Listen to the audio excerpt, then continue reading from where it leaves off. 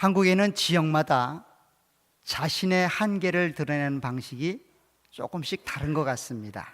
일반적으로는 3-4번이란 말을 쓰기도 합니다. 한 번, 두 번, 더 많이 기회를 주고 싶으면 2번 반, 2번 반의 반, 이런 식으로 어릴 적에 많이들 아마 장난삼아 하셨을 겁니다. 또 어떤 지역에 가니까 그러더라고요. 고마해라. 고마해라. 고만이라고 하면 끝이더라고요.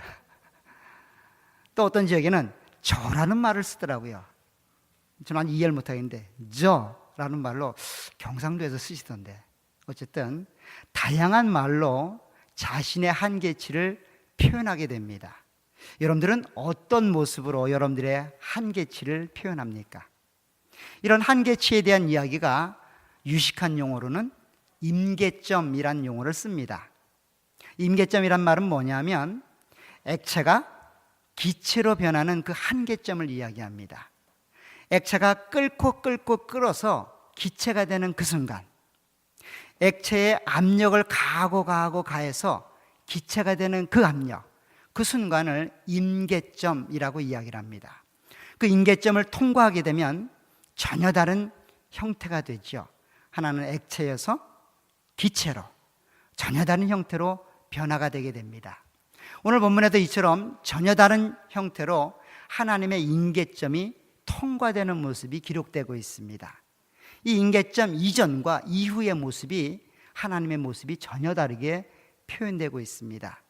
즉 하나님은 이제 바로와 그 애굽 사람들을 향해서 다른 모습으로 그렇게 그들에게 나아가고 계십니다. 10가지 재앙을 통하여 이제 하나님은 하나님이 누구인지를 그 애굽과 바로 왕에게 표현하고 있습니다. 그 첫 번째 표적인 이 나일 강물을 피로 만드는 이 사건을 통해서 하나님 안에서 은혜와 은총을 누리며 살아가길 원하는 우리들에게 하나님 무슨 말씀하시는지 한번 살펴보도록 하겠습니다.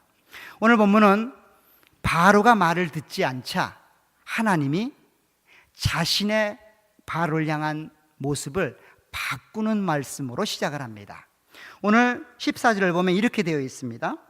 여호와께서 모세에게 이르시되 바로의 마음이 완강하여 백성 보내기를 거절하는도다.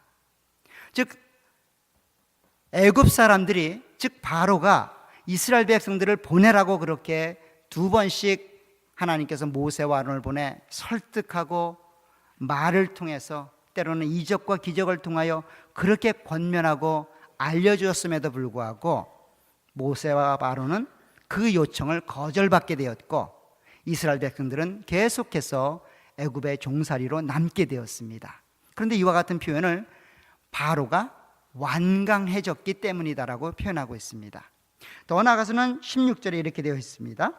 그에게 이르기를, 즉 바로에게 이르기를, 히브리 사람의 하나님 여호와께서 나를 왕에게 보내어 이르시되 내 백성을 보내라.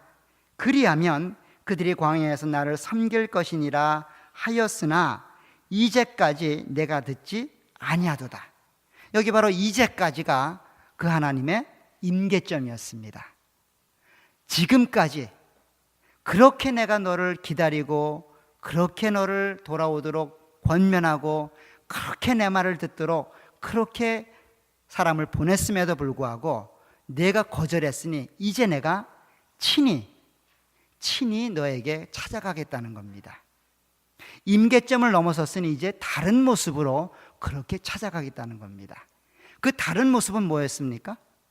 친히 애굽 사람들을 치는 겁니다.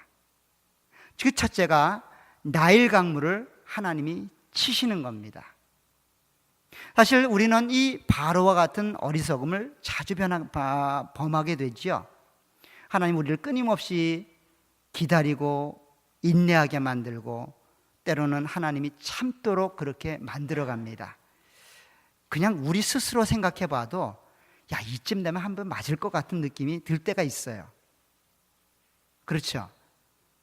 이쯤 되면 내가 용납하고 하나님의 뜻을 받아들여야 되는데 아직도 버팅기는 내 모습을 보면서 야, 이러다 한 대 맞을 것 같다 라는 느낌이 드시죠?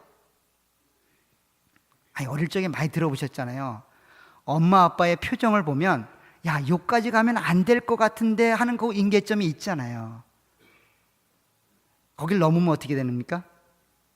한 대 꿀밤을 맞든지 매를 맞든지 거기서 딱 멈추면 평화죠. 평화죠.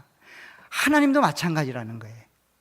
아마 여러분들이 신앙생활 해보면 신앙생활을 죄를 짓든지 어떤 실수를 하든지 하다 보면 야, 이거 안 되겠는데? 더 이상 가서는 안 되는데 하면서도 우리는 한 걸음씩 때로는 반 걸음씩 자꾸 밀려가죠. 언젠간 하나님이 임계점을 넘으실 겁니다. 오늘 바로를 대하시는 것처럼. 지혜로운 사람은 어떤 사람일까요? 그 임계점에 다다르기 전에 빨리 돌아서는 겁니다. 그래서 둘째, 셋째들이 굉장히 얕습니다. 형이 맞는 것들을 봤거든요.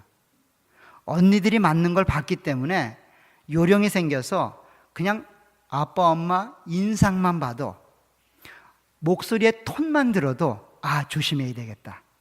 문 열고 들어가는 순간 집안의 분위기가 아, 오늘은 조심해야 되겠다 라는 마음이 저절로 들게 되죠. 사실 우리가 그래야 됩니다. 하나님 앞에서. 하나님의 마음을 그렇게 잘 헤아려 드리고 그렇다고 해서 항상 하나님의 마음에 따라서 좌지우지되라는 말은 아니지만 하나님을 기억하고 하나님을 인식하는 마음이 여러분들의 있기를 간절히 부탁을 드립니다. 근데 바로는 이와 같은 하나님의 기다림, 하나님의 인내하심, 하나님의 임계점을 무시해버렸습니다. 그래서 하나님이 보인 행동은 뭡니까? 전혀 다른 모습이죠. 그 전혀 다른 모습은 뭡니까? 나일강을 피로 만드는 겁니다. 나일강을 피로 만드는데 이것이 그냥 단순히 물에다가 빨간색 물감을 타는 정도가 아니라 나일강 물이 피가 되는 거예요. 어떤 사람은 이야기합니다. 이것은 피가 아니라 피처럼 색깔이 변한 것이다라고 이야기를 합니다. 또 어떤 학자들은 상상력을 동원해서 나일강 상부에 있는 그곳에 황토색이 있는 그런 지역이 있는데 홍수가 나면 물이 범람을 색깔이 변해서 빨갛게 흘러가는 그때를 맞추어서 이 일을 행했다는 거예요. 근데 사실 본문에서 보면 이 자체는 물이 아니라 피라고 하는 게 분명히 드러납니다. 뭘로 드러나냐면 물에서 살던 고기가 다 죽습니다. 만약에 황토물이라면, 물감을 탄 물이라면 고기가 다 죽을까요? 여러분들 장마 났을 때 물에 떠내려가는 고기들 보셨죠? 다 죽어 떠내려가던가요? 거기도 물이 시커멓고 때로는 황토물처럼 빨간데 왜 거기는 죽지 않고 유독 여기서만 죽을까요? 여기서 변한 이 물은 단순히 물처럼 보이는 게 아니라 피로 변한 겁니다. 더 이상 마실 수 없는, 생명이 살아갈 수 없는 피가 된 겁니다. 나일강은 이스라엘 백성들에게 뿐만 아니라 애굽 사람들에게도 굉장히 중요한 식수원이었고 삶의 원동력입니다. 애굽 사람들의 모든 부의 기초입니다. 더 나아가서 애굽 사람들은 이 나일강을 신처럼 섬기고 있습니다. 그런데 그 신처럼 섬겼던 그 나일강물이, 그렇게 맑고 신선했던 나일강물이 마실 수 없는 피가 된 겁니다. 그래서 그 일로 고기들도 죽고 악취도 나고 마실 물을 상실해버린 겁니다. 여기서 멈추는 게 아니라 나일강뿐만 아니라 애굽 땅 전역에 있는 어떤 형태의 물이든, 그게 땅에 있든 나무에 있든 바위에 있든 어디에 있든 다 피로 변했다고 말합니다. 이 정도 되면 더 이상 마실 물이 없는 것이고 삶의 근거가 포기되는 그런 삶의 환경에 노출된 거죠. 그런데 이와 같은 상황 속에서 하나님이 바로에게 이 일들을 행하고 계시는 거예요. 그런데 이 일이 하나님의 임계점을 중심으로 이전과 이후가 같다는 겁니다. 자, 오늘 본문을 보시기 바랍니다. 17절에 보면 이렇게 표현되고 있습니다. 여호와께서 이같이 이르노니 내가 이로 말미암아 나를 여호와인 줄 알리라. 볼지어다 내가 내 손의 지팡이로 나일강을 치면 그것이 피로 변할 것이다. 자, 보세요. 이스라엘 백성들이 살고 있는 그 애굽에 하나님께서 모세와 아론을 바로에게 보내서 이스라엘 백성들을 보내라라고 말할 때 그 바로에게 하나님이 알리고자 했던 가장 좋은 내용은 뭐였을까요? 하나님이 누구인지를 바로가 알기를 원했던 거예요. 그래서 바로에게 이야기합니다. 말로 좋은 말 할 때 내 백성 보내라. 그들이 나를 섬길 것이다. 내가 그들의 하나님 여호와다. 말을 안 듣습니다. 그러자 이번에는 지팡이를 뱀으로 변하게 하고 그 지팡이가 바로의 신하들의 지팡이를 삼키는 기적을 통해서 내가 너를 삼켜버릴 테니 다치지 않고 빨리 나를 보내라고 말합니다. 내가 누구인지를 알라는 겁니다. 임계점이 넘어서고 나서도 하나님은 동일합니다. 나일강물을 피로 만들었는데 나일강물을 피로 만든 목적이 뭐였습니까? 바로로 하여금 여호와를 알게 하는 게 목적이었어요. 그래서 오늘 17절에 그러는 겁니다. 나를 여호와인 줄 알리라. 볼지어다 내가 내 손의 지팡이로 나일강을 치면 그것이 피가 될 거라는 거예요. 똑같은 상황이죠. 이전에도 하나님이 누구인지를 알리길 원했고 지금도 하나님이 누구인지를 알리기 원한 겁니다. 그런데 방식이 전혀 달라졌죠. 하나는 말과 기적을 통해 얘기하고 있고 하나는 심판처럼 죽음을 눈앞에 맞닥뜨리며 그 일들을 행하고 있습니다. 둘 다 목적은 동일한 겁니다. 바로로 하여금 이스라엘 백성들로 하여금 애굽 백성들로 하여금 하나님이 누구인지를 알게 하는 게 목적입니다. 알게 하는 게 목적이에요. 그래서 하나님께서는 모세와 아론을 통하여 이 기적을 행하고 계시는 겁니다. 그런데 이런 기적을 행하러 갈 때 하나님께서는 모세와 아론에게 특별히 새벽에 아침에 바로를 나일강가에서 맞이하라고 이야기를 합니다. 오늘 15절에 보면 아침에 너는 바로에게 가라. 보라, 그가 물 있는 곳으로 나오리니 너는 나일강가에 서서 그를 맞으며 라고 말합니다. 왕궁이 아닙니다. 한낮이 아니에요. 아침 이른 시간에 나일강가에 가서 그 나일강가로 나오는 바로를 맞이하라는 거예요. 이 상황이 이해가 되십니까? 나일강을 등지고 서서 나일강으로 내려오는 바로를 맞이하라는 겁니다. 손에는 뭘 잡고요? 지팡이를 잡고. 그 지팡이가 어떤 지팡이였습니까? 뱀이 되었던 지팡이. 뱀이 뱀을 삼켰던 지팡이. 바로를 삼켜버렸던 그 지팡이. 그 지팡이를 짚고 바로를 맞이하라는 겁니다. 자, 바로는 왜 이런 시간에 나일강으로 내려오고 있을까요? 왕궁에 있어야 정상인데. 지금 나일강으로 내려오는 바로의 모습은 나일강을 섬기기 위함입니다. 나일강은 단순히 식수원이 아니라 그들에겐 신 같은 존재였습니다. 나일강을 신처럼 떠받들고 있고 신처럼 섬기고 있는 거예요. 그 신처럼 섬기고 있는 그 나일강을 향하여 자기의 정성을 모두어 신으로 섬기고 떠받들기 위하여 나오고 있는 바로에게 그 신을 맞서고 있는 분이 누군 거예요? 하나님인 거죠. 이제는 모세와 아론이 아니라 하나님이 친히 그 일들을 행하고 계시는 겁니다. 그래서 이렇게 말하는 겁니다. 17절에 보면 이렇게 말합니다. 여호와가 이같이 이르노니 내가 이로 말미암아 나를 여호와인 줄 알리라. 볼지어다 내가 내 손의 지팡이로 나일강을 치면 그것이 피로 변할 거라고 이야기합니다. 자, 누가 누굴 친다는 거예요? 하나님이 친히 하나님 손에 있는 지팡이로 나일강을 치겠다는 거예요. 다시 말하면 애굽 사람들이 믿고 따라가던 나일의 신을 하나님이 친히 쳐버리겠다는 겁니다. 생명의 원천이고 그들의 삶의 터전이 되었던 그 애굽의 신을 하나님이 친히 쳐서 무용지물로 만들어버리겠다는 거예요. 생명이 아닌 죽음으로 만들어버리겠다는 거예요. 복이 아닌 저주로 만들어버리겠다는 겁니다. 그래서 누구를 깨달으라는 거예요? 나일의 신을 치는 하나님이 누구인지를 알라는 겁니다. 그래서 내가 명령하는 명령, 내 백성을 보내라는 요구를 들으라는 거예요. 들으라는 겁니다. 사실 이런 내용들을 강조하기 위해서 본문에는 나일강이라는 표현을 7번이나 반복합니다. 나일강가라는 표현까지 쓰면 총 9번이 사용이 됩니다. 7번이 반복하여 나일강이라는 표현을 썼다는 것은 그만큼 나일강을 애굽 사람들이 얼마나 귀중하게 여기고 있는지, 얼마나 소중하게 여기고 있는지, 얼마나 받들고 있는지를 드러내는 표현입니다. 그런 나일강 신을 하나님이 단숨에 죽은 시체처럼 만들어버린 거예요. 죽은 시체처럼 만들어버린 겁니다. 이 정도 되면 어떻게 될까요? 정신 바짝 차리고 하나님께 돌아와야 되죠. 근데 바로는 그러지 않습니다.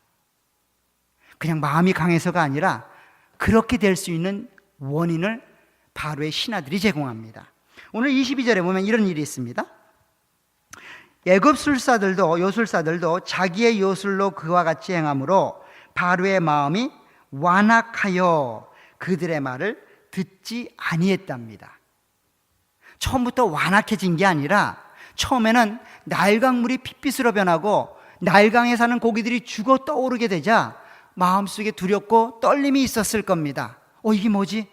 내가 그렇게 믿고 따라왔던 신이 이 정도밖에 안 된단 말이야? 그러면 저 신을 저렇게 만드는 저 여호와는 어떤 분일까?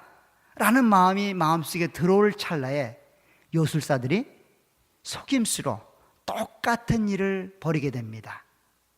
물을 피로 만드는 겁니다. 그다음 생각해 보세요. 이게 진짜로 요술사들이 그렇게 행한 행위였을까요? 아니면 속임수였을까요? 아니, 잘 생각해 보세요. 지금 애굽 전역엔 물이 있습니까? 물이 없는데 물이 있어야 물을 피로 만들 거 아니에요. 잘 따라오고 계세요? 요술사들은 지금 요술을 부리고 있는 거예요. 잠깐 핏빛이 사라지게끔 만들었을 어떤 일들을 통해 속이고 있는 겁니다. 그리고 잠깐 있는 사이에 다시 피로 변해버린 거예요. 피로 변해버린 겁니다. 이 이야기를 눈에 보이자 요술사들은 바로의 마음을 빼앗게 충만했죠. 그래서 바로는 더욱 완강해졌다는 겁니다. 그래서 오늘 본문편이 그렇게 되는 겁니다. 그와 같이 행함으로 그것이 원인이 되어서 바로의 마음이 완악해졌다는 겁니다.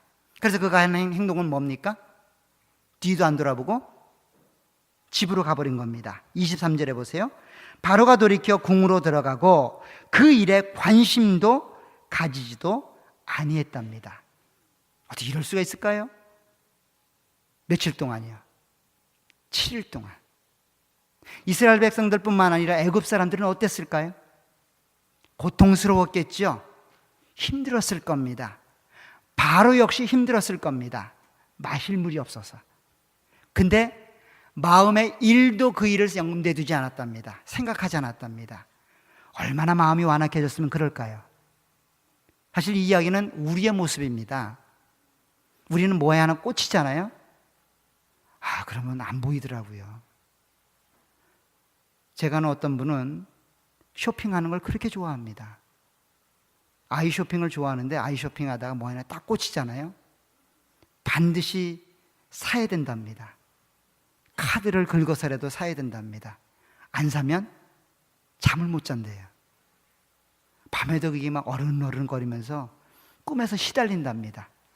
가방이 막 따라오고 가방이 막 자기를 짓누르고 참을 수가 없답니다. 그것뿐입니까? 어떤 하나에 우리가 마음이 꽂혀보세요. 그거 이외에는 안 들리고 안 보입니다. 아무리 아니라고 해도 그것처럼 보여져요. 결국은 어떻게 됩니까? 얻어맞고 당해봐야죠. 오늘 바로가 그렇습니다.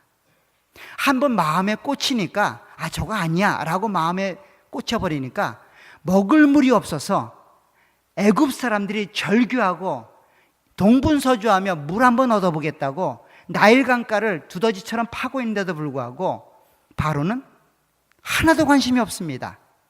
나랑은 관계가 없다는 겁니다. 그렇게 일들을 벌이고 있다는 거예요.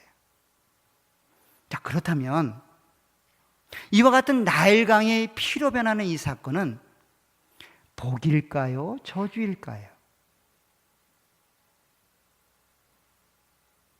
나일강이 사람이 마실 수도 없고 생명체가 살아갈 수 없는 피로 변한 이 사건이 저주일까요? 복일까요? 여러분들 어떻게 생각되세요? 눈에 보이기엔 저주 같잖아요. 근데 사실은 이게 복입니다. 왜 복일까요? 하나님의 목적이 복이기 때문이에요. 자, 다시 한번 보시기 바랍니다. 17절에 보면 이렇게 되어 있습니다. 여호와가 이같이 이르노니 내가 이로 말미암아 나를 여호와인 줄 알리라. 하나님을 드러내 보이고 하나님이 누구인지 알리기 위하여 할 수 없이 택한 방법이 이거라는 거예요. 이 방법이 그러니까 복이에요, 저주예요? 복을 주기 위한 거라고요. 단지 그 복을 바로가 못 받아 누리는 거라고요. 그래서 저주처럼 보이는 거예요. 바로가 만약에 이 상황 속에서 하나님께 두 손 두 발 들고 항복하고 나왔다면 바로의 인생 가운데는 그게 가장 놀라운 축복이죠. 그거 같은 축복이 어디 있어요? 하나님을 만났는데, 하나님을 내 아버지로 모시게 되었는데, 여러분들 말하잖아요. 여러분 인생 가운데 가장 큰 축복이 뭡니까?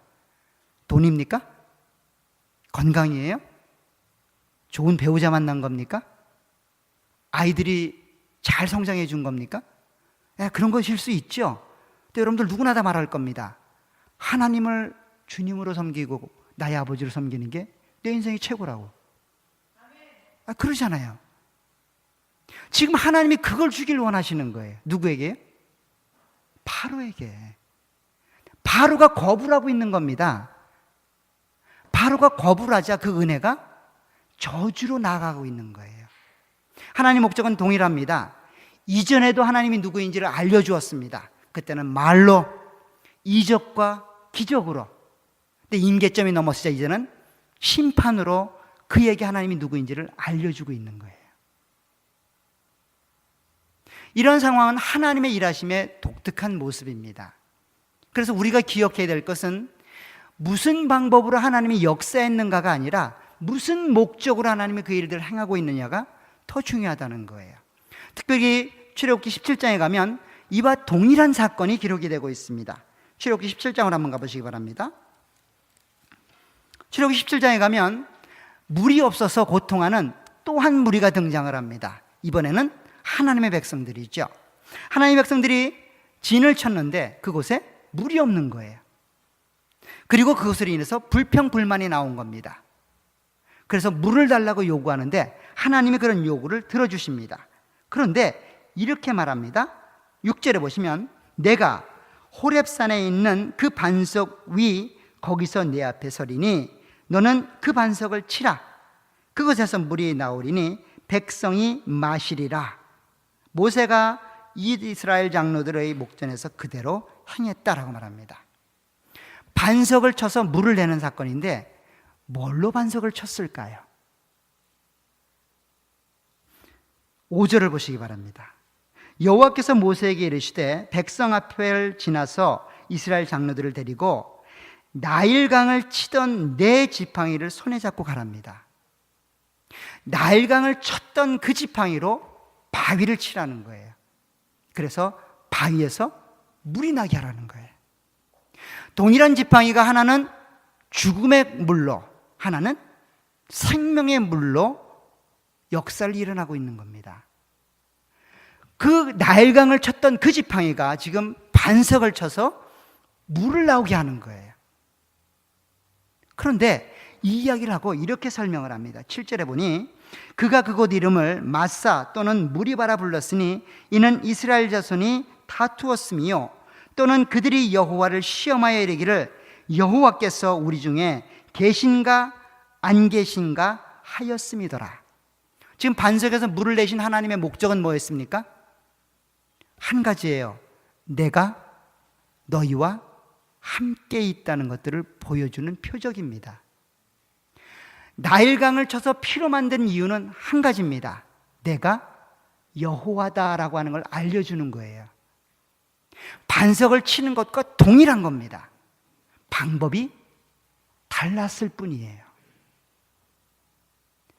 그러면 이스라엘 백성들에게 반석에서 물이 나오는 것은 복이었을까요? 저주였을까요?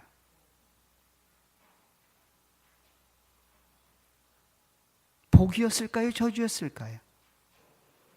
복처럼 보이죠? 그 하나님을 기억하지 못하고 하나님이 우리 가운데 동행하고 있다는 것들을 망각하면 그것이 저주가 됩니다. 우리는 핏물이 되는 나일강물은 저주라고 생각합니다. 누가 봐도 저주라고 생각하고 반석에서 물이 나는 건 누가 봐도 복이라고 생각합니다. 근데 그게 중요한 게 아니에요. 나일강물이 피가 되는 게 복이 될 수도 있다니까요. 누구를 기억하면요? 하나님을 만나면, 그 사건을 통하여 하나님을 만나면 그게 복이 된다고요. 반석에서 물을 내는 사건이 저주가 될 수도 있다니까요. 그 사건을 통해서 물만 집중하게 된다면. 물을 내시는 하나님을 기억해야 됩니다. 하나님과 동행하는 삶을 기억해야 됩니다. 그래야 은혜가 여러분들 가운데 은혜로 누려질 수 있어요. 하나님은 그런 분입니다. 바로는 아무것도 할 수 없어서 그렇게 뒤를 외면한 채 자기 집으로 갔지만 하나님은 아무것도 없는 광야에서도 물을 내실 수 있는 분이에요. 하나님은 아무것도 없는 그 광야에서 40년간 먹이고 입히고 마시게 할 수 있는 분입니다. 그 하나님을 기억하시길 간절히 부탁을 드립니다. 이와 같은 내용은 다시금 요한복음에서 또 한 번 반복이 됩니다. 요한복음 2장에 가보게 되면 예수님의 공생의 사역 가운데 첫 번째로 행했던 이적이 있는데 그 내용이 물이 무엇인가로 변하는 사건입니다. 오늘 첫 번째 바로가 경험했던 재앙과 동일하죠. 바로 물이 포도주로 변하는 겁니다. 근데 이 물이 포도주로 변하는 게 어디서 변하는 사건이냐면 혼례식장이에요. 혼례식장에서 포도주는 즐거움의 상징이고 기쁨의 상징입니다. 포도주가 떨어졌다는 것은 더 이상 기쁨이 없다는 거예요. 즐거움이 그 혼인식에 멈춰버렸다는 겁니다. 포도주가 떨어져 버린 거예요. 낭패지요. 당황합니다. 즐겁고 행복하고 기뻐해야 될 그 잔치자리에 기쁨이 사라져버린 겁니다. 그러자 어떻게 그 기쁨을 돌아오게 할 수 있을까요? 많은 사람들이 생각합니다. 포도주를 사러 가자. 포도주만 있으면 된다. 아닙니다. 주님이 있어야 기쁨이 들어올 수 있다는 거예요. 한 여인이 그것을 깨닫습니다. 마리아 어머니지요. 그래서 전혀 뜬금없이 예수님에게 가서 예수님, 포도주가 떨어졌답니다 라고 이야기를 합니다. 그 이야기가 본문에 등장합니다. 2절에 보세요. 예수와 그의 제자들도 혼례의 청함을 받았더니 포도주가 떨어진지라 예수의 어머니가 예수에게 이르되 저들에게 포도주가 없다 하니. 그렇잖아요. 손님으로 온 예수님인데 그 손님으로 온 예수님에게 가서 야 아들아 포도주가 떨어졌단다. 어떻게 할까? 이게 단순히 그냥 엄마가 아들을 향한 넋두리가 아니라 이 모든 영적 원리의 핵심이 어디에 있는지를 알게 해주는 거예요. 우리는 포도주에만 관심을 쏟습니다. 물이 포도주가 됐구나. 그게 아니라 예수님이 물을 포도주로 만든 거예요. 예수님에게 관심을 쏟아야죠. 그래서 결국 물이 포도주로 변하는 이 사건을 통해서 결과가 어떻게 되는지 보시기 바랍니다. 11절에 보면 이렇게 되어 있습니다. 예수께서 이 첫 표적을 갈릴리 가나에서 행하여 그의 영광을 나타내심에 제자들이 그를 믿었더라 라고 말합니다. 그래서 이 표적이 의미가 있는 겁니다. 제자들이 예수를 만나 그 예수를 믿게 되어서 물이 포도주가 된 게 은혜가 된 거예요. 만약 물이 포도주가 됐는데 아무도 믿는 사람들이 없었다면 그거는 저주죠. 오늘 나일강 물이 피로 변하는데 아무도 하나님을 기억하지 못했던 것처럼. 사랑하는 여러분, 우리 인생 가운데 만나는 복과 저주는 우리 눈에 보이는 복과 저주가 아닙니다. 그 일을 통하여 하나님을 만나느냐 못 만나느냐예요. 그 일을 통하여 하나님이 나와 동행하고 계시는지를 깨닫느냐 못 깨닫느냐입니다. 내 인생의 기쁨과 즐거움이 물질이 아니라 하나님께 있음을 깨닫느냐 못 깨닫느냐예요. 그걸 못 깨달으면 아무리 포도주에 취해도 기쁨은 제한적일 겁니다.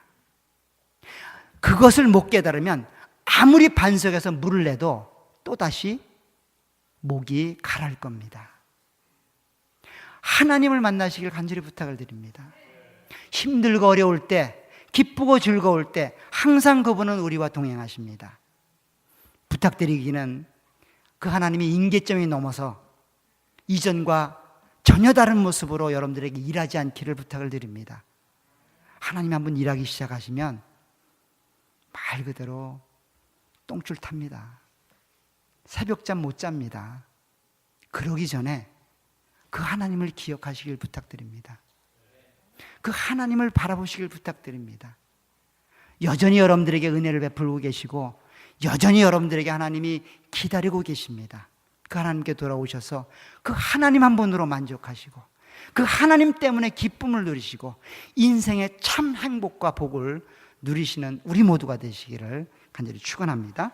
기도하도록 하겠습니다. 하나님 아버지, 주의 은혜 완충을 감사합니다. 여호와 하나님을 나의 하나님으로 만날 수 있도록 은혜를 베풀어 주옵소서. 세상의 물질과 환경과 조건들이 그 하나님을 가로막고 있고 그 하나님을 향한 마음들을 가로막고 있습니다. 우리를 불쌍히 여겨 주옵소서.